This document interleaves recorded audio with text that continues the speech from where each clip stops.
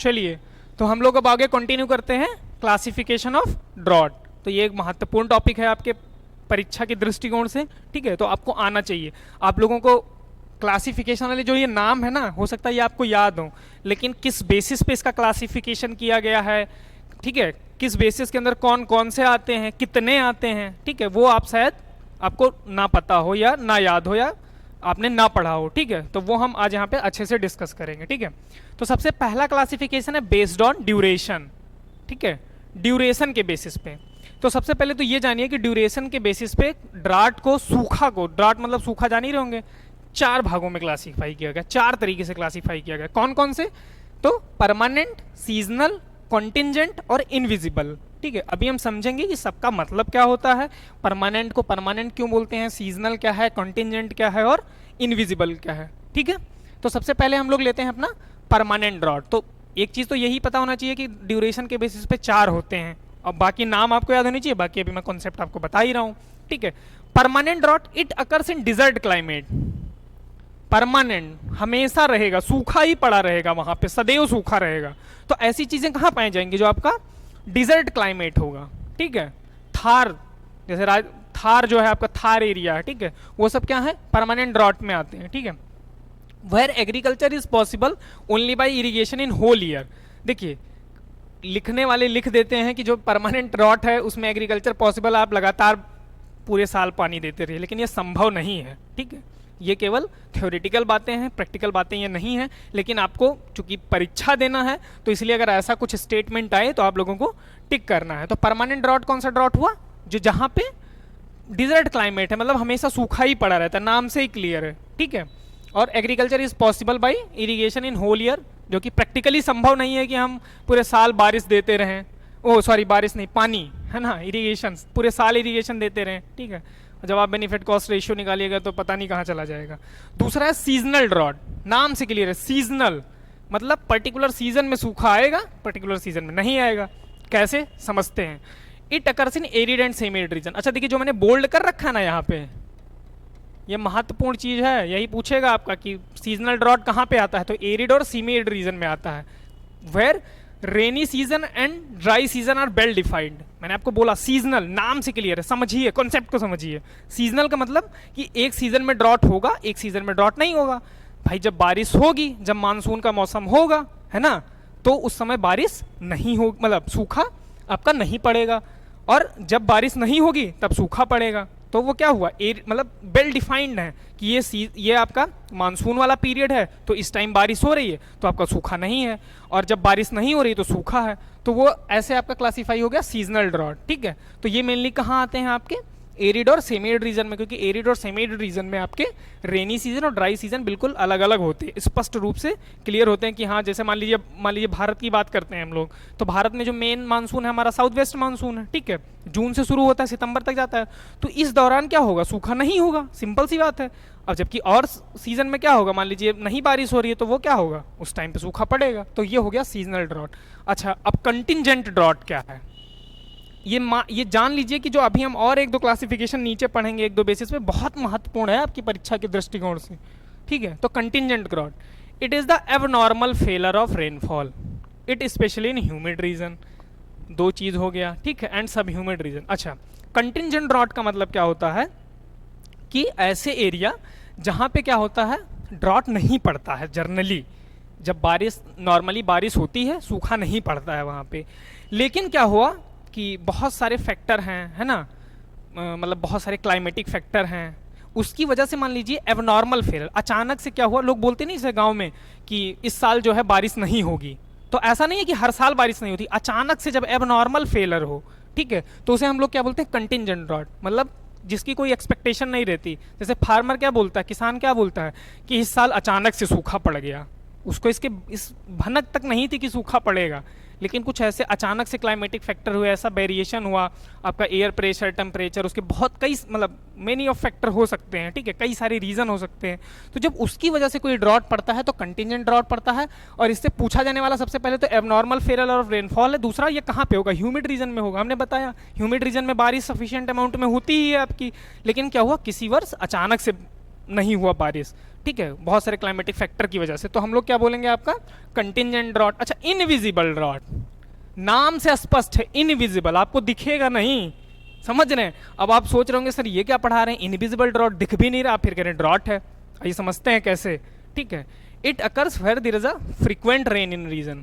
पहली लाइन तो और कंफ्यूज कर दिया आप लोगों की, फ्रीक्वेंट रेन हो रहा है ना, तो फिर कैसे ड्रॉट हो सकता है। तो समझिए इस रीजन में होता क्या है कि बारिश भी हो रही है तब भी ड्रॉट पड़ेगा। कैसे भाई, इतनी बारिश नहीं हो रही है कि वो सफिशियंट हो क्रॉप प्रोडक्शन के लिए, ठीक है। मतलब मान लीजिए क्रॉप की रिक्वायरमेंट है आपका 400 mm, और बारिश भी हो रही है, लेकिन कितनी, मान लीजिए 150 mm हो रही है, तो इससे क्या होगा, खुराक 400 mm की, बारिश हो रही है 150 mm की, तो ये तो वही बात हो गई, बारिश भी हो रही है ड्रॉट भी है। तो इसीलिए इसका नाम क्या रखा गया, इनविजिबल ड्रॉट, जो दिखे ना, मतलब नॉर्मल नहीं दिखेगा, आपको लगेगा अरे बारिश तो हो ही रही है, लेकिन वो पर्याप्त नहीं है क्रॉप के लिए आपके, ठीक है। वही लिखा है, when rainfall is insufficient to meet ET losses. भाई पानी प्लांट जितना पानी अपटेक करता है उसका 99% लॉस तो ईटी ही होता है ना, कितना परसेंट, केवल 1% मेटाबॉलिक में यूज होता है। अब ये बात यहीं लिख लीजिएगा, ये भी पूछा जाता है कि जितना पानी अपटेक करता है प्लांट उसका मेटाबॉलिक पर्पज में कितना परसेंट यूज करता है, तो ओनली 1%। तो मान लीजिए इतनी बारिश हो, मतलब बारिश हो रही लेकिन इतनी नहीं हो रही कि ईटी लॉसेस को आपको पूरा कर सके, है ना। It results in border line water deficiency, बहुत इंपॉर्टेंट टर्म है, वो पूछेगा कि बॉर्डर लाइन वाटर डिफिशियंसी किस ड्रॉट में होती है, तो आप सुने ही नहीं इनविजिबल ड्रॉट क्या होती है, तो नहीं कर पाएंगे। लेकिन आपने पढ़ा है, समझा है, तो आप लोग अच्छे से कर पाएंगे कि जो इनविजिबल ड्रॉट होता है उसमें बॉर्डर लाइन वाटर डिफिशियंसी होती है। मैंने आपको बताया ना कि मान लीजिए 400 का डिमांड है, तो यहाँ तो मैंने एग्जाम्पल 150 लिख लिया था, मान लीजिए यहाँ मैंने 350 लिख दिया, तो बस थोड़ा सा तो अंतर रह गया, 50 और हो जाता तो काम हो जाता क्रॉप का, ठीक है। तो ये हो गया आपका इनविजिबल ड्रॉट। तो जो बेस्ड ऑन ड्यूरेशन था वो कितने भागों में क्लासिफाई किया गया, 4, पहली बात। दूसरी बात, कौन कौन से, परमानेंट, सीजनल, कंटिंजेंट और इनविजिबल। आपको पता होने चाहिए कि ये चारों ड्यूरेशन के बेसिस पे हैं, किसके अंदर क्या क्या बातें हैं वो मैंने आपको बता दी। हम लोग अपना दूसरा क्लासिफिकेशन पढ़ते हैं, ठीक है। ये था आपका बेस्ड ऑन यूजर, ठीक है। यहाँ पे ये शायद टाइप नहीं है, तो ये बेस्ड ऑन यूजर लिख लीजिएगा, ठीक है।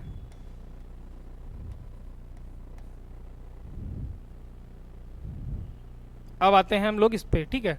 सबसे पहले कौन सा है, मेट्रोलॉजिकल ड्रॉट, कि मेट्रोलॉजिकल ड्रॉट क्या होता है, ठीक है। Meteorological, it is a situation when rainfall deficiency is 25% और more of long term average. अब मैं आपको इसका मतलब समझाता हूँ। मान लीजिए कोई एक एरिया है, ठीक है, जहाँ पे क्या होता था, नॉर्मली 100 mm बारिश हो रही थी। कोई भी एक रीजन है आपका जहाँ पे कितनी बारिश हो रही थी, 100 mm बारिश हो रही थी, मतलब हर साल 100 mm बारिश हो रही थी।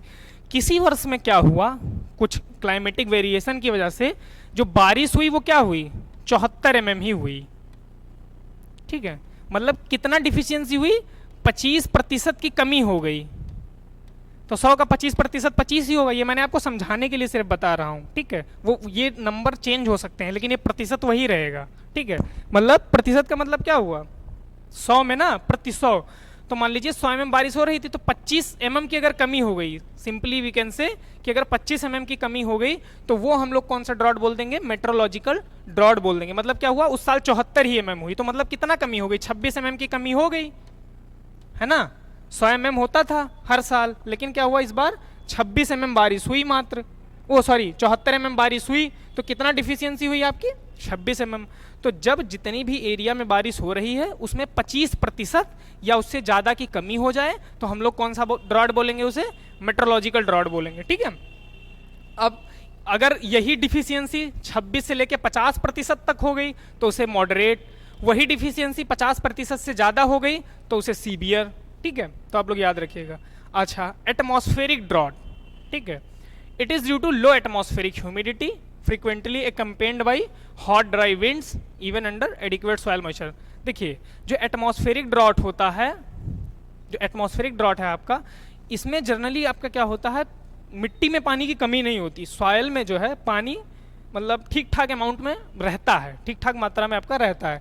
लेकिन जो एटमॉस्फेयर भाई ड्रॉट के तो दोनों रोल प्ले करता है ना, क्योंकि एटमॉस्फेयर भी रोल प्ले करेगा। तो ऐसे प्रकार के ड्रॉट में क्या होता है, नॉर्मली जो आपकी मृदा है, जो आपकी सॉयल है, उसमें पानी प्रचुर मात्रा में रहेगा, लेकिन एटमॉस्फेरिक कंडीशन ऐसी रहेगी कि ड्रॉट ला देगा। कैसी रहेगी? तो लो एटमॉस्फेरिक ह्यूमिडिटी। मान लीजिए एटमॉस्फेयर में आपकी ह्यूमिडिटी ही नहीं है, आर्द्रता ही नहीं है, तो पानी क्या होगा, जल्दी जल्दी इवेपोरेट होगा, जल्दी जल्दी उड़ेगा, जल्दी जल्दी ट्रांसपायर होगा। तो इस वजह से ड्रॉट आ जाता है, तो उसे हम लोग क्या बोल देते हैं, एटमॉस्फेरिक ड्रॉट। ठीक है। अच्छा, अगला है हाइड्रोलॉजिकल ड्रॉट। हाइड्रोलॉजिकल ड्रॉट क्या होता है, जब आपके रिजर्वायर हैं, टैंक है, पॉन्ड है, इतना ज़्यादा बढ़ जाए। ठीक है। जो ये मेट्रोलॉजिकल ड्रॉट मैंने आपको अभी यहाँ पर पढ़ाया ना, मेट्रोलॉजिकल ड्रॉट, यही जब बहुत बड़े स्तर पे बढ़ जाता है तो हाइड्रोलॉजिकल ड्रॉट का रूप ले लेता है। ठीक है। It occurs when meteorological drought prolongs, मतलब जब मेट्रोलॉजिकल ड्रॉट क्या होता है आपका, बहुत ज़्यादा बढ़ जाता है, तो उसे हम लोग क्या बोल देते हैं, हाइड्रोलॉजिकल ड्रॉट। ठीक है। इट रिजल्टेड, ठीक है, आप समझ गए होंगे। अब आता है एग्रीकल्चर ड्रॉट। तो सबसे पहला प्रश्न तो यही है कि agriculture drought is also known as soil drought. ठीक है। It resulted from an imbalance between available soil moisture and evapotranspiration of a crop. देखिए नाम से क्लियर है, सॉइल ड्रॉट। तो मैंने ऊपर बताया अभी एटमॉस्फेरिक ड्रॉट में आपका कि मृदा में पानी प्रचुर मात्रा में रहता है, लेकिन एटमॉस्फेरिक कंडीशन सही नहीं रहती। इसमें उल्टा होता है, आपका सॉइल में ही पानी की कमी होती है। तो जब सॉइल में पानी की कमी है तो प्लांट का जितना इवेपोट्रांसपिरेशन का डिमांड है वो पूरा नहीं हो पाएगा, तो इस वजह से जो है ड्रॉट आ जाता है। ठीक है। तो it resulted from an imbalance between available soil moisture and evapotranspiration of a crop. ठीक है। This is insufficient soil moisture in crop root zone does not support optimum growth and development. तो मतलब soil में ही इतनी पानी की कमी होती है कि वो प्लांट को सपोर्ट नहीं कर पाता है। अच्छा, यहाँ से एक प्रश्न ये भी पूछा जाता है कि agriculture drought is also known as soil drought. ठीक है, एक चीज ये हो गया। अच्छा, और कुछ टर्म है अभी हम डिस्कस कर लेते हैं। एक है रिलेटिव या अपरेंट ड्रॉट, एक है फिजियोलॉजिकल ड्रॉट। तो रिलेटिव या अपरेंट का मतलब पहली चीज तो ये जानिए कि related drought is also known as apparent drought, एक चीज। दूसरी रिलेटिव मतलब समझ रहे हैं, किसी से रिलेशन रख रहा होगा। तो रिलेटिव ड्रॉट का मतलब ये होता है कि एक क्रॉप के लिए ड्रॉट है और दूसरी क्रॉप के लिए ड्रॉट नहीं है। अब आप पूछेंगे ये कैसे संभव है सर, एक क्रॉप के लिए ड्रॉट नहीं है? तो वो ऐसे संभव है, मान लीजिए आपकी राइस क्रॉप है। ठीक है भाई, जो राइस का डिमांड है वाटर का वो ज्यादा है, वहीं पे आपका ग्राउंडनट है, उसका डिमांड क्या है, कम है वाटर का। ठीक है। तो इतनी बारिश तो हो रही है कि ग्राउंडनट ग्रो हो जा रहा है आपका, लेकिन राइस नहीं ग्रो हो पा रहा है। तो राइस के लिए तो ड्रॉट है, लेकिन ग्राउंडनट के लिए तो ड्रॉट नहीं है। भाई ग्राउंडनट कहेगा हम हमारे लिए तो इतना पानी बहुत है, हम क्यों बोले ये ड्रॉट है, हम तो इसमें ग्रो हो जा रहे हैं। ठीक है। तो वो क्या हुआ कि राइस के लिए ड्रॉट है, ग्राउंडनट के लिए ड्रॉट नहीं है। वही बातें यहाँ पे लिखी हुई हैं। ठीक है। The drought for one crop may not be a drought situation for another crop. तो उसका मतलब मैंने आपको समझाया। ठीक है। This is due to mismatch between soil moisture condition and crop selection. ठीक है। फॉर एग्जाम्पल जैसे मैंने भी बताया, एक कंडीशन में भी drought situation for growing rice, rice के लिए ड्रॉट हो सकता है, बट द सेम सिचुएशन में not be drought for growing groundnut. कैसे, मैंने बताया क्योंकि ग्राउंड का वाटर डिमांड कम है, राइस का भाई ज्यादा है। ठीक है। अच्छा, फिजियोलॉजिकल ड्रॉट में क्या होता है, इसका अलग ही खेल रहता है फिजियोलॉजिकल का। आप समझ रहे होंगे ये फिजियोलॉजी से रिलेटेड है, कैसे बताते हैं। ठीक है। refers to a condition when crop are unable to absorb water from soil when water is available। इसमें भी क्या होता है, आपका पानी प्रचुर मात्रा में उपलब्ध रहता है, लेकिन तब भी आपका क्रॉप अपटेक नहीं कर पाता है। क्यों? Due to high osmotic pressure of a soil solution. ठीक है। Due to increase soil salt concentration होगा यहाँ पे। ठीक है। As in saline and alkaline soil and other factor, it is not due to the deficit of water supply. तो ये बातें हुई। ठीक है। अच्छा, अब समझिए होता क्या है इसमें, प्लांट क्या होता है, वाटर को अपटेक नहीं कर पाता है। क्यों? क्योंकि ऑस्मोटिक प्रेशर सॉइल सॉल्यूशन का क्या हो जाता है, इंक्रीज हो जाता है। अब आपको पता होगा कि पानी का मूवमेंट, ये पानी की मूवमेंट का अगर कंसेप्ट पता है तो कर लीजिएगा। पानी किधर मूव करता है भाई, जहां पे क्या रहेगा, लो कंसेंट्रेशन सॉल्ट का रहेगा, उधर की तरफ से जहां पे हाई कंसेंट्रेशन रहेगा सॉल्ट का, है ना, इधर ही तो मूव करेगा। पानी किधर मूव करता है, लो कंसेंट्रेशन ऑफ सॉल्ट। यह बात ध्यान रखिएगा, नहीं आप सिर्फ लो कंसेंट्रेशन ध्यान रखिए। जहां पे साल्ट का कंसेंट्रेशन कम रहेगा उधर से पानी मूव करेगा, किधर की तरफ, जहां पे साल्ट का कंसेंट्रेशन हाई रहेगा। तो इसमें मान लीजिए होता क्या है, सलाइन सॉयल वगैरह हैं, तो सलाइन सॉयल में क्या होगा, आपके जो सॉयल है उसी का साल्ट का कंसेंट्रेशन ज्यादा रहेगा, है ना। मान लीजिए सलाइन सॉयल है, तो सलाइन सॉयल में क्या होगा, सलाइन सॉइल में क्या होगा कि जो आपकी सॉइल है उसी में साल्ट का कंसंट्रेशन क्या रहेगा, बहुत ज़्यादा रहेगा। अब जब सॉइल का ही साल्ट का कंसंट्रेशन ज़्यादा है तो पानी उधर ही उल्टा मूव होगा ना, इसीलिए पानी अपटेक नहीं कर पाता है। तो इसे हम लोग बोलते हैं physiological drought. Thank you all, thank you very much. फिर हम लोग मिलेंगे अपने नेक्स्ट वीडियो में। आप लोग तब तक देखते रहिए एकलव्य एग्रीकल्चर एकेडमी। यहाँ पे आपको सफिशिएंट अमाउंट में इंफॉर्मेशन मिलेगी आपकी परीक्षा के लिए, अच्छे से यहाँ पे पढ़ाया जाएगा। Thank you very much, thank you all.